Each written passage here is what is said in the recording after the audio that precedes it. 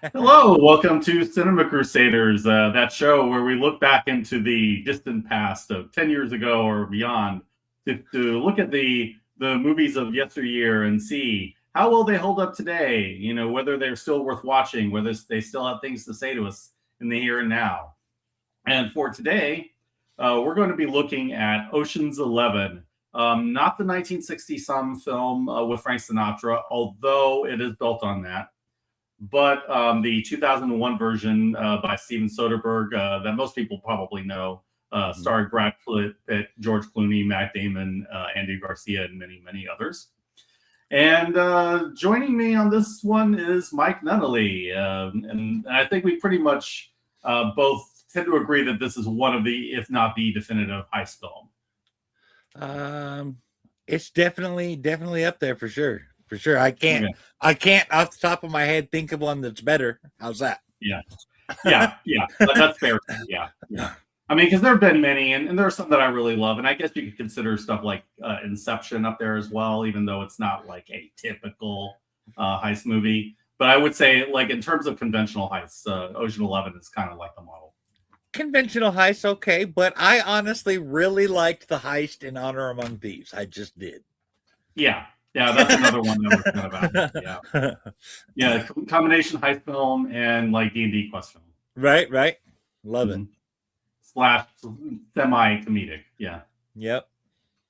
It is really weird that like most of the really good heist films are like not heist films in the sense this movie is, which is interesting. You know what I noticed about this movie that I never noticed in all the times I've watched it? And I've probably watched this movie at least 12 or 13 times. Mm-hmm. This movie could just as easily be played out in a serialized newspaper strip. In the little beats that it hits, like little segments, like boom, boom, boom. Like, we're going to do the job, blah, blah, blah. This is the film. That's 1 week. We're gonna get the guys. This is the next week. You know what I mean? Like the beats and segments could easily play out that way. Yeah, I mean, there is definitely a sense like, pulps and serials used to play out like that. There used to be like weekly like chapter segments in newspapers and things like that. It does feel that way at times, particularly when it's like, you think the walls are closing in on Danny Ocean, then it's like, nope, we had a plan all along. And oh, by the way, look at Terry Benedict looking like a fool. Well, kind of like that. Yeah, I just meant, I guess in my head I was actually I was imagining like a Dick Tracy strip where that kind of a thing, like from that era. That was just in how the story itself was set up, not necessarily in how it was played out, but the segments that it was put in. Does that make sense? Yeah, and I think we should kind of discuss the basics of what happens, like for the 5 or so people who still haven't watched this. And I admit I was one of those 5 people before not too long ago. So this was. This was one that like not too long ago I had really wanted to see, and I finally did. So it's like, okay, we'll go ahead and do that. But to get into the plot, you have George Clooney playing Danny Ocean, the titular Ocean in this story, and he just got released from prison after getting caught. He got caught stealing. And when I was 5. Yeah, that's what I was thinking. Yeah. So and he has a grudge against this guy named Terry Benedict because he stole his wife away from him.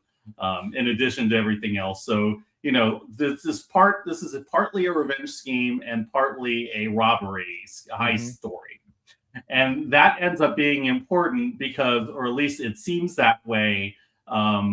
When he starts having friction with the other guys, because are his priorities really where he says they are, or is it something else that he has in mind and he's trying to run away with Julia Roberts?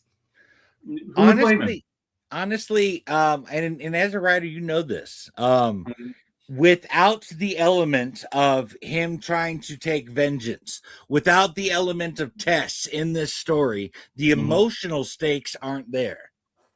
Yeah, it would just be, I'm out to get the money, or it would be just like, I don't like Terry Benedict, which frankly, Terry Benedict is a pretty horrible guy. I don't right? doing bad stuff to that dude. Which we get to But see even more in part 2, by the way. But yeah. I still need to go and see those. But as far as that goes, so a lot of it is the revenge aspect, but also the love story and him trying to win Tess back. And some of it is, this is very kind of Hollywoodized, but at least I can buy, at least to the extent, okay, he found a clever way of getting Tess away from Benedict, which that kind of worked for me. So so you have that whole element, and then the whole element of where does Danny Ocean's interests really lie? With the girl with the money, both to some extent, and we find out at the end of the movie. That also provided a nice little third act conflict with the how it is where your loyalty is actually going to lie. He asked him that at the beginning. If you can't have one or the other, which one are you going to choose? You know what I mean? Like, and the answer was pretty clear. Yeah. It's like, I think Danny's way of looking at it is you're thinking too small. Why have one or both? The other one when you can have both. Right. I got an interesting thing to drop on you here. The character, I'm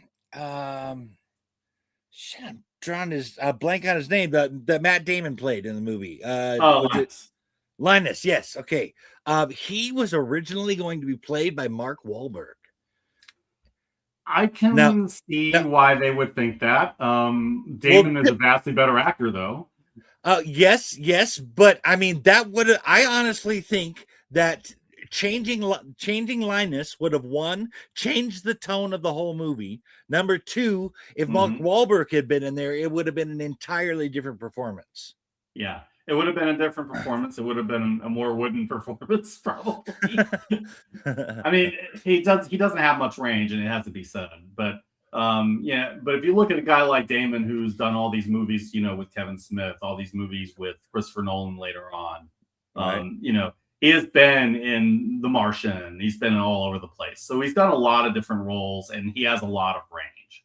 And we see that. And we kind of see this is kind of where he was starting to come into his own.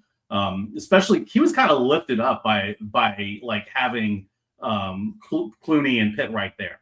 Like, you could kind of tell like this was an important point where he just kind of he was moving away like from where he was in like the late 90s and kind of really becoming more of his own actor at that point. Right. That was something I think both him and Affleck kind of needed to do in their career, where they had done a series of comedy films with Kevin Smith, and they both wanted to show, look, I got more range, I can do other stuff, and they both kind of spread out from there. And they both landed in iconic roles, Batman versus Jason Bourne, etc. Speaking of cast, you got to check this out. They were picking on Julia Roberts the entire time. Okay, check this out. We're talking from the get-go, she was being teased. The offer to join the movie was sent by Danny Ocean. What's his name? Clooney, yes. The offer was sent by Clooney, and he sent her the I want to say like the script or something like that, along with $20 and in an envelope. And the letter that came with it said, "I heard you're getting 20 per picture nowadays."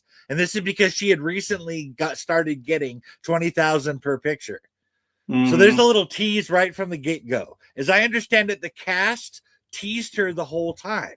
That while they were on set, were things like, okay, they would sometimes at the hotel they were staying at schedule 5 a.m. wake up calls when she didn't need to be on set until noon. I mean, you can but I will say, like, you could tell this was a group of people who was having fun on this movie. It wasn't, okay, this is a job. They actually were like having a good time making it and having a good time. I'm not suggesting this was malicious or anything. No. It seems like it was friendly teasing to me. If you'll notice, though, even after the film was done, the teasing wasn't over. When you're getting the introductions to the people at the beginning, it says introducing Julia Roberts as Tess. I was like that. I was like, what? I was just like, what in the world is this? Because even by like 2001, she was a well-known actress. She was already Eris Brockovich by then, if I remember right. It was all just part of the let's tease Julia Roberts on set and apparently afterwards thing. But apparently she was a good spirit because she came back for the sequel. She did. She did. Absolutely did. And I think she's still kind of invested in this series. I mean, I think it's one of those things where you can sort of tell like they became not exactly like a family, but you know, some of those kind of dynamics that you see between actors sometimes where they're like a screen family. There's a little bit of that. I can kind of tell. I have noticed in a lot of pictures, and usually by the director's call, he wants the people in the cast to gain a certain chemistry naturally, even outside of playing their parts. He wants them to have that kind of thing going on, or not have it at all if that will affect the script. And I think that definitely came across with Clooney as Danny Ocean and Brad Pitt as Rusty Ryan. Like those two have a very, very natural chemistry. And it absolutely like it's fun to watch those two bounce off each other, especially with as charged as the dialogue is. The dialogue is often very, very clever, very well written, particularly in the hands of those two guys. And they just like the whole thing of like Brad Pitt picking up Danny at the end of the film. You know, it's like, we should get to see a girl. Yeah, there's a women's prison down a few blocks. Right. Yeah, just lines like that. And the whole thing, and I will say, like the whole moment where Brad Pitt was saying absolutely nothing, and Clooney was just sitting there. We need one more. Do we need one more? Yeah, let's get one more. And it's like, and you can sort of tell, like, the reason it works is because the chemistry is such where you can believe that Clooney is just reading him like non-verbally and saying, yeah, this is really what he's saying. The kind of connection you have with people you've known forever. And that absolutely came across. The chemistry was not on the same level as those two. But for the brief time they were on screen together, Topher Grace and Brad Pitt seemed to work really well off of each other. I did like that, especially the whole thing where it's like, I want to do this tax write-off thing, and I want to write you a check, and I just the look that Brad Pitt gives him, and then it's just like, we'll just do cash. I mean, that Pitt, I just don't think gets enough credit for being able to say a lot with very little in terms of dialogue. He's really good. He's really good. He's actually probably in my top 10 as far as actors. I've seen him do some excellent performances. I didn't used to like him when he started out. But then he just kept doing banger role after banger role, from 12 Monkeys to Seven, to all these other things that he's done over the years. And it's just, you can't really deny it. I mean, he's a classic. There was, let me think. There was, there is one other thing. Life is good, my friend. Hope you're having a good Sunday. Xiaobo Quinn, the Grease Man, the guy who played the Grease Man. Yep. Okay. This was actually his first and only picture. What's interesting about this, and this is the reason I bring it up, he got the role in almost exactly the same way as he got his job on Ocean's 11. They saw him performing. He was literally a performer in an act, and they saw him performing and approached him about the role. I mean, that's literally how it went. So it was easy to write him in then. It's like, we're just gonna have him play himself. No acting involved. He's just going to do what he does, and he doesn't have to say very much. He just has to go and do the job.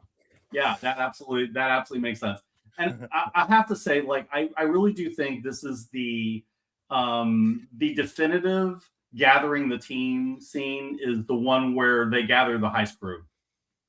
They say so much about these characters in very little space within, and they had to because you're dealing with 11 characters and we need to get to know at least most of them, well enough to root for them.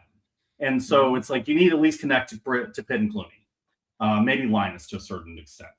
But then, but you not only do you get that, you get the Malloy twins, and you kind of get the sense that they're these two guys are kind of messed up. They're fun characters. They're kind of messed up. You get Livingston. Yeah, I'm sorry. Just real quick on those two. As I understand, the screenwriter, based the brother's arguments on arguments he had with his brother. I believe it. It comes across. Yeah. I mean, there's just certain stories where you just can tell that they have siblings. The writers have siblings, or at least they understand what sibling dynamics are like. And if you want a really good example of that, watch Supernatural, or at least the early seasons of it, because that absolutely gets sibling dynamics down like perfectly. And it did feel like that in this movie. Totally. Yeah. I didn't mean to cut you off. Sorry about that. Yeah. Go ahead. No, I was just going to say, like, so you get. I really liked Basher's intro really, really well. Mm-hmm. And here you are. You get this guy who is known mainly, I think, for So you get Terrence Howard. I think it wasn't Don Cheadle, who we mainly remember as Rhodey, and running around with his British accent, blowing up walls. Being the explosives expert. Interesting thing about. I'm sorry. Go ahead. Yeah. No. Go ahead. Interesting thing about him. Number one, I guess he went to the UK for a little bit and tried to pick up a British accent. What he did in that movie is apparently abhorrent to most actual British people. His accent was absolutely horrible, and apparently he decided to. You know what? I'm going to invest some actual time and energy in this for the sequels, and that's why it gets better later on. Mm-hmm. But one more thing, he wanted the actor Don Cheadle wanted a top billing along with Clooney and Pitt. And when they wouldn't give it to him, he said, fine, you don't get to credit me at all. So that is why his name doesn't even appear in the credits. I mean, it's like, he's not on the level of those two. The only one who I think could make that claim in that cast is Damon. And this was still like before he became Matt Damon. Right. He was still like he was still paying his dues at that point. But he's the only one who I think could have made that crank clever, and of course Julia Roberts, of course. Actually, the entire cast took less money to bring down the budget so they could make the film.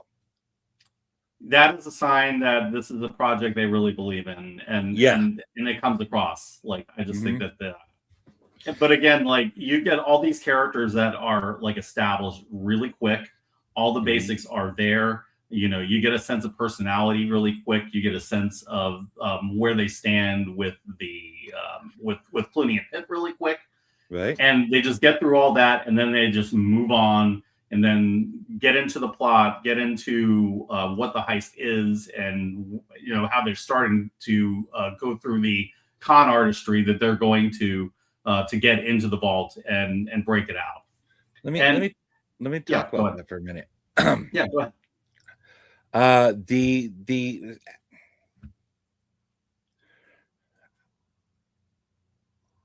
lost it. I'm sorry, I lost it. I had it there for a second, and I was trying to hold on to it, and I lost it. No problem. So what I was just going to say is like a lot of what they actually show. They don't have Clooney and the 11 succeed by the villains being stupid, or by them making mistakes, or by them like exploiting, really obvious plot holes. It's always, okay, how would you defend this kind of money in Las Vegas? What would be realistic? What would a competent manager do? And then they find ways around those things that are clever, that are believable, and that are telegraphed. They also that's really clever. They also also remove the I've got it. I've got it now. They also remove sympathy from the casino owner, as he is basically a gangster. Yes. And that was absolutely brilliant. They needed a villain who was really horrible, somebody who you really are rooting for this group of criminals to succeed against. And Terry Benedict is absolutely that kind of guy. And they established it very quickly, like from a couple of places. Like they established that, this guy is extremely vindictive. And it's not that he'll just throw you in jail or whatever if you try to steal from him or try to cross him in any way. He will destroy you. And he will absolutely crush you and make sure that you have no life left. He kind of has that Roman policy where if they take you out, they take out your family too. Yeah, it's absolutely scorched earth, and that really is what kind of turns you against this guy. In addition to that, this guy's a very cold, calculating kind of person. You don't get to see any kind of real emotional weight or depth to him. It's always this very surface polish. And it's almost like he's a total sociopath, which he probably is. Honestly, I think Garcia does that really, really well. He played that part very well. Yeah.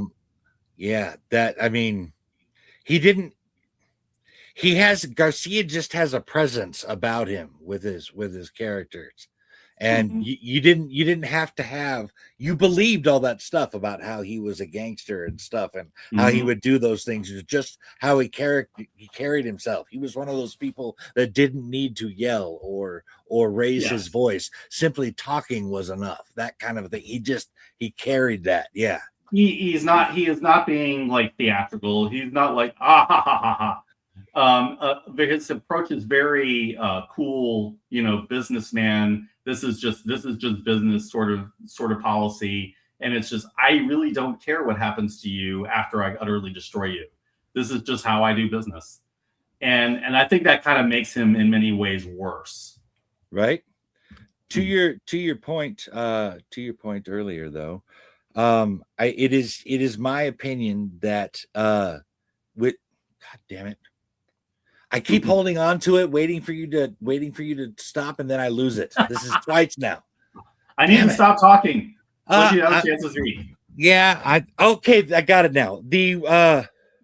I really appreciate the writing in how you talked about the introduction of the characters there. The trick in introducing characters in a story from a writing perspective is you want just enough emotional investment in them. You want just enough familiarity with them so that you go, okay, I have a connection with that character, or I understand that character on some level and move on. Yes. To be able to do that without breaking up flow and do it as smoothly as they did, that is what I think my man Steve here is talking about when he says that is textbook in how to do that intro. You get just enough to do exactly that for each character. Yeah. We know why Clooney's involved. We get the emotional investment. Like, okay, he wants his wife back. It's not just about the money, although it is about revenge. It is about money. But it's also about him getting his wife back. Right. We see very quickly, like with Rusty, it's like he's bored. He's making plenty of money. Probably, he's doing okay for himself, but he needs that intellectual challenge, and that's the one thing that Danny Ocean is very good at giving him. Is giving him a job that excites him, right? And ever since then, you see like throughout this whole thing, Rusty is excited. Like he is having fun, coming up with these cons and all of these things. You saw that scene at the bar when he's just sitting there with a drink against his face. Yes. How was your night? It was the worst hour of my life. What was it? Yeah. I'm running away with your wife. With your wife. That was just so clever. And it's just like, and that's him also. It's like he absolutely trolls everybody. And then and then just the little tidbits that even the actors bring into it, like, he's Brad Pitt always eating. I can't have a discussion of this movie without going into Brad Pitt that always eating. With the idea that that Pitt came up with, which is basically he's always on the move. He's always on the move, so he never sits down for Right. 5 seconds. So he's always bringing little snacks and things like that with him, and he's eating them. I understand that that kind of thing can actually wreak havoc on a guy. It actually did in this movie. In the scene where Julia Roberts is coming down the stairs, they had to retake that like 40 times, which means Brad Pitt, one after another, ate like 40 shrimp.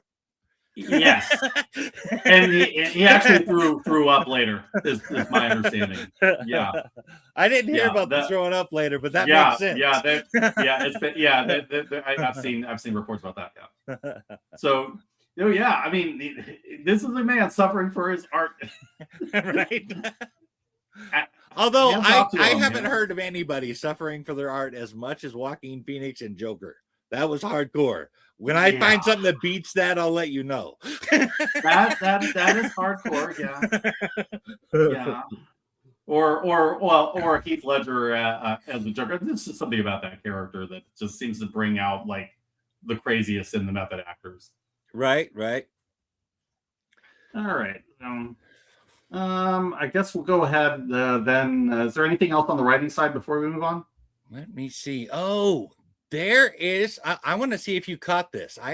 I'm betting that you did, but you might have missed it.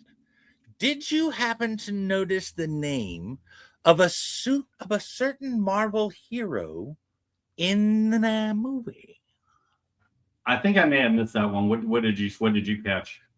When Saul was being the Gerber guy, the German guy, was walking through the casino, the guys go, Saul, who is that? I'm Bucky Buchanan, man. Don't you remember me?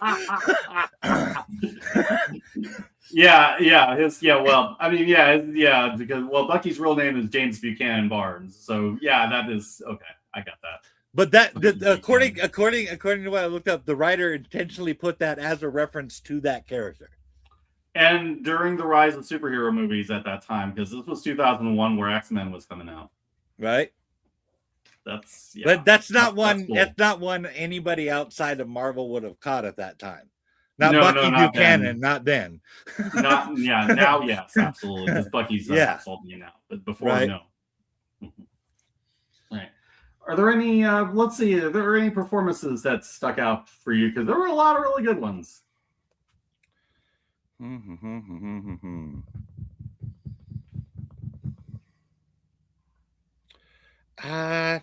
Not in particular. I mean, I don't.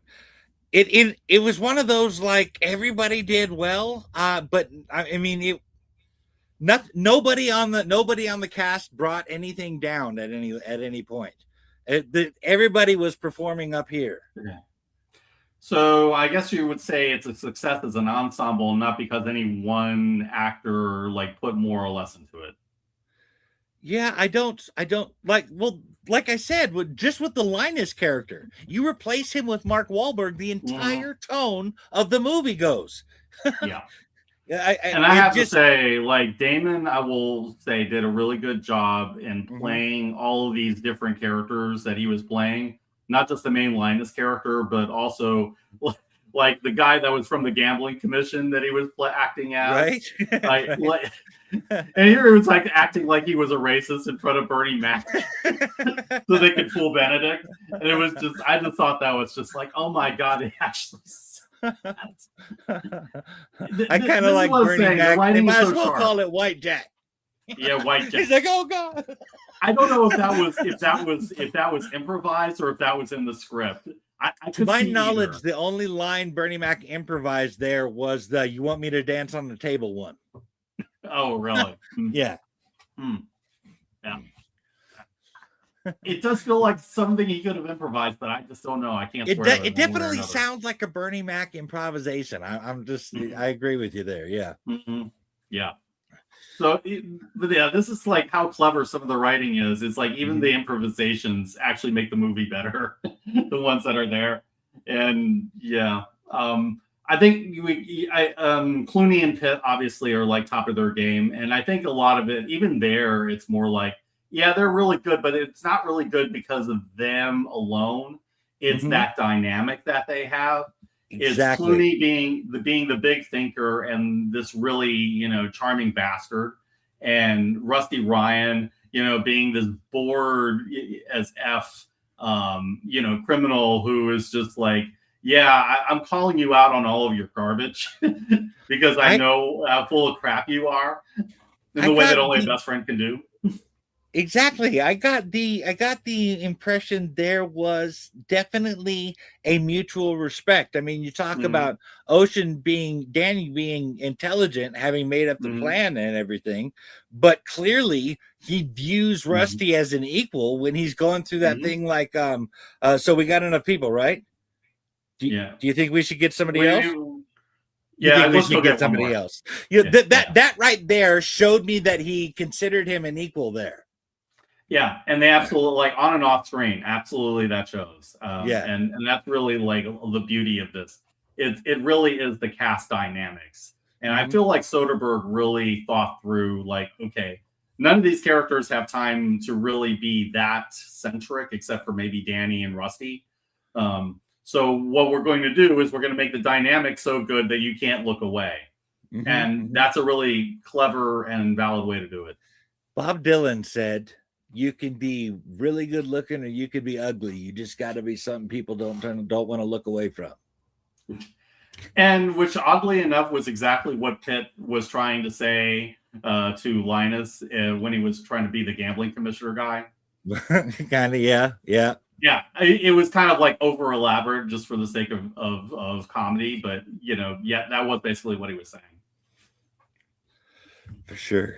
Let me see here. Oh, just as a little side note here, for the sequel, you actually get to see Bennett go after them. I figured that would be the likely next step. I mean, we already started to see hints at that at the very end of the movie, the 6 months later. Right. Let's see. That is well, this now that's all the really interesting stuff I have in my notes there. Okay. Yeah. Okay. That's fine. We can kind of move on as far as technical stunts, that kind of thing. Well, one thing on the production side, this movie has a very, I don't know how, there's no other word for it. It has a like Billy D. Williams cool kind of vibe to it. You know what I mean? Where you with it, and I think this is in large part because of the jazz music that they use for the soundtrack. You just picture that smooth kind of walking in the bar, picking it. It has smooth all over it. It's this very 1960s flavor. Like they're remade a movie that went back to the 1960s, trying to recapture the flavor of the Rat Pack, which was guys like Frank Sinatra, Dean Martin, Sammy Davis Jr., those kinds of people, So they had to get like the coolest guys in the world, to one up that, and they did exactly that. And a lot of the visuals from it, because it's Las Vegas, that is iconic, like 60s sort of aesthetic, especially for 60s. Yeah, especially for 60s. And if you're a Fallout fan, that totally leans into that in New Vegas. That's one of the reasons why Vegas is like really such a great setting for things like that. You get the desert, you get these casinos and all these flashy neon lights in the city of sin, and just that atmosphere, just with the setting and the real locations. And then you add the music that evocative of the period, right. All those kinds of notes that you sort of hear with the soundtrack. The soundtrack does absolutely, evoke that time frame. There was the moment where Saul was being approached by Rusty, and a lot of that sells like the horse races is the soundtrack, because it's really not anything going on the front that is that captivating, but you feel immersed because of the music playing in the background and the way it's shot and the kind of setting that you're in. Right. let me look something up. There was something Mhm. specifically. Yes. Okay. Screenwriter Ted Griffin was inspired by The Magnificent Seven from Mhm. 1960 and The Mhm. Great Escape from Mhm. 1963. He Mhm. liked the way the men in those movies had a shorthand with each other that only they understood. And that is all over the Ocean's movies right there. Yes, absolutely. And this is again like my whole feeling like this is a 60s movie in the 2000s Right? in a lot of ways. It's intentionally that stylistic sort of approach. And yeah, you absolutely see that kind of dynamic, especially with Clooney and Pitt. And with like a lot of these people that have known each other forever. You get that with Saul and a lot of the older members of the crew. Basher, the two brothers, like all of that really feels like this could have been made 40 years before it was.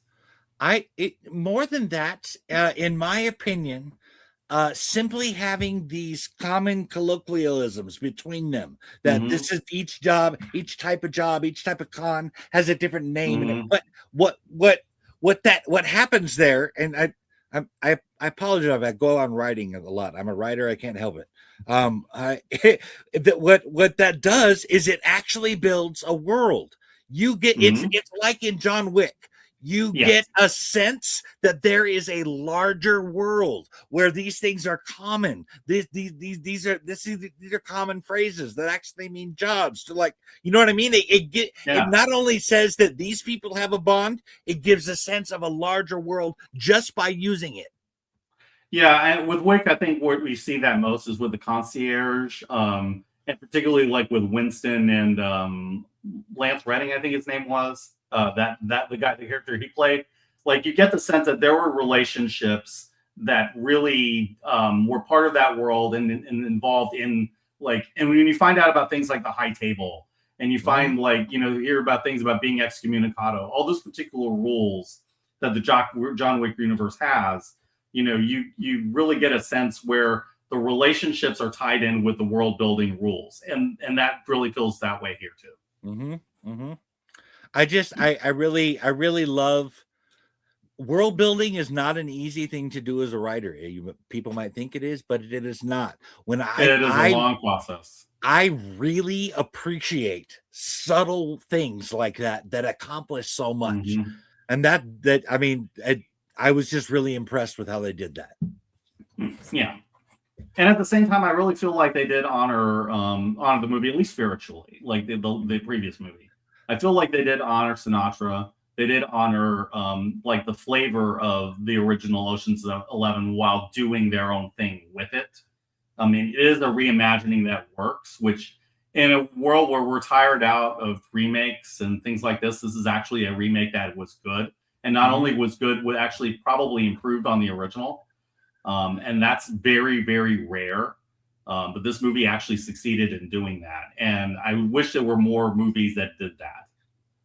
I have got to take your word on that. You have watched Mm-hmm. way more movies from the 60s than I have. Yeah. But I mean, I do know that I really enjoyed the movie. I really enjoyed how they I like the setup of the whole thing. I loved how they did the sequels. This is one of my more favorite Mm-hmm. franchises. What do you think of the sequels? Because I actually don't have any comment on those yet. I haven't. I need to go and watch those. The second one was really good and felt like a very natural continuation of the first one. Mm-hmm. Okay. The third one was more of just a straight heist movie and a little bit of vengeance, but it's more of a we're going to help somebody else out rather than somebody in the core. In that Mm-hmm. core, it wasn't Daniel Ocean or Rusty that we were helping here. This was, I want to say it was it the guy who owned the casinos not Benedict, the guy with the robe and his underwear. Yeah, the other guy, Yeah, Ruben was his name. yeah, it was to help him. He like gets cancer or something like that. Or anyway, Yeah.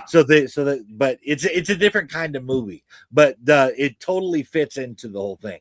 But only the second one feels like a natural. Like this is where it flows. I mean, the first movie ends with Benedict's guys going after them as they're driving away. I mean, Yeah, and honestly, it's like this is the kind of franchise you can only do so many episodes of because otherwise, it's like, oh, why are you going and doing another heist? Like, what did you do with the last money that you pilfered from this other douchebag? So, yeah, I think after a while, it is one of those they really needed to stop. I think three is like straining credulity, but at least I get it because it's like trilogies are a thing in Hollywood. I honestly wanted to like that. What was it? Ocean's 9, the one with Sandra Bullock in it with the thing. Eight was it? Was it Ocean's 8? Yeah, that was it. Ocean's Yeah, 8. I wanted to like that. But I honestly don't think that was that movie being bad was the faults of the actors. I just don't probably think wasn't. that they were given a good enough script to work with, or the director changed it significantly Yeah. somehow. But that could have been much better than it was, and it just flopped hardcore.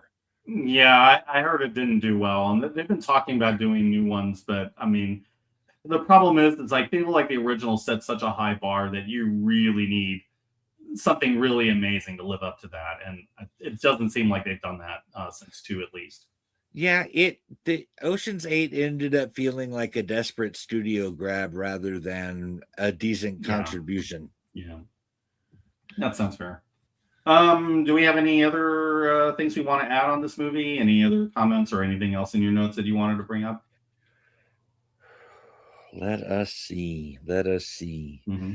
Uh one interesting thing, Mm-hmm. and I know about this more from being from a horror writer's perspective, but uh did you notice they did something that a lot of writers like to do in their story, and that is isolate the people in their story.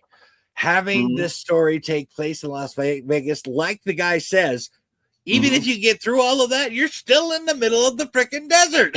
You know Yes, what I mean? They're exactly. yeah. I Yeah, appreciate and it. that's perfect. Yeah. I will say they did such a good job in showing like what the danger was. I love the flashback and then them like the three heists that failed, especially the last one where it's like the guy getting shot by the cops to the tune of "Take My Breath Away" was funny Yeah. as heck. That was hilarious. That I definitely mean, felt 80s for sure. it did, it did, it absolutely did. So yeah. But On still, that note, but where the heck are you gonna go? He's running down the money, running down the street with money in his hands like this. Like what? he's in You're not fight gonna or flight hide mode. anywhere. He's in fight or flight mode. He was just thinking about getting away. I don't think he put any thought into exactly how he was going to get away. Oh, Yeah, so yeah, but it was just hilarious. it was. Yeah, literally taking his breath away, like because he won't be breathing. I appreciate that. You don't normally have a morbid sense of humor, so I'm going to give you extra points for that. It was just my first thought when I saw that. I'm like, yeah, that was clever because when I was trying to figure out why did you choose that for that particular tune, but it was funny, morbidly funny. I didn't put that together. Mm-hmm. I didn't put that connection together at all. So I think that's hilarious. Yeah, it's great. I love it. This is how clever this movie is. Like it is very, very cleverly written, smartly written in the way Mhm. 60s films would have been. Yeah, so all of that's there. Final thoughts, unless you have something more to bring in. Um, no, not necessarily. As far as a review goes, I think we've covered a lot of this. The acting and the production were all Mm-hmm. good. The story, the writing, excellent. I'm gonna give this a well, I feel like I need to categorize it though. Sure. As a heist movie, I'm gonna give this a 10 out of 10. Okay, fair. But I can't give it a 10 out of 10 like a movie just for anybody across the board. That doesn't seem to fit.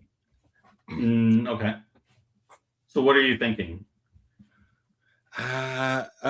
So we need an across the board number. Well, if it's an across the board number, I might have to drop it to like 9.5.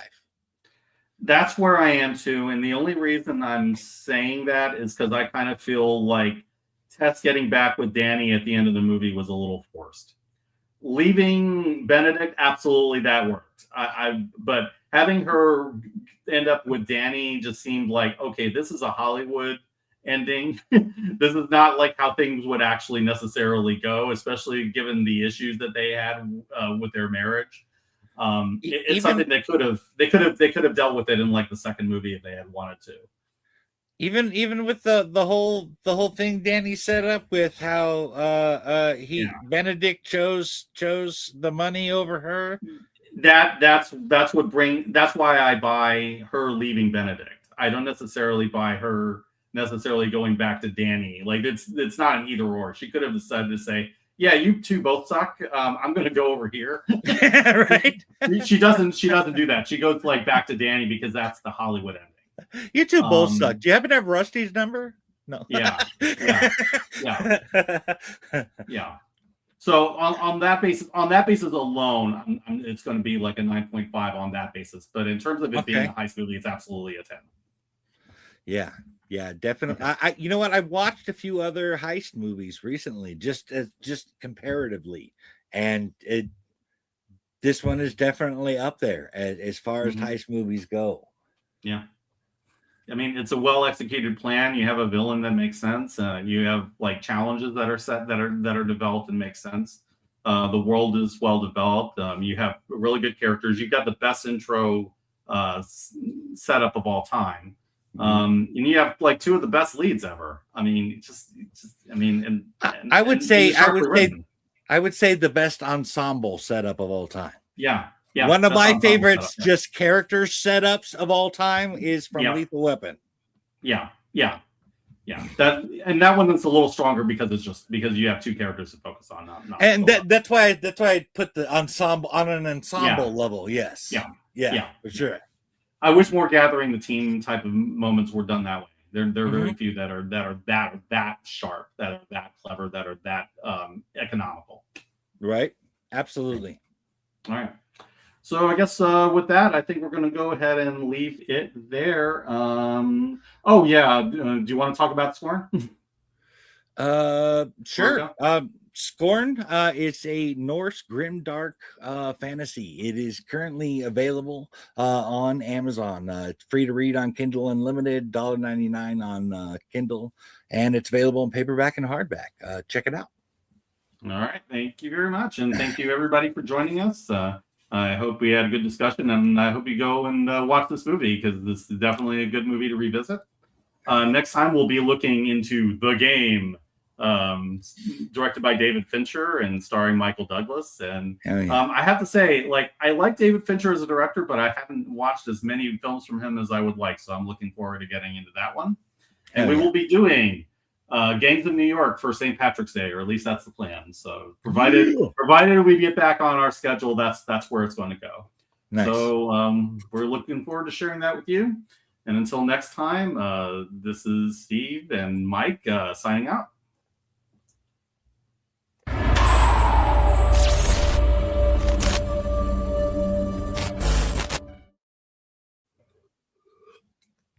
We are still live.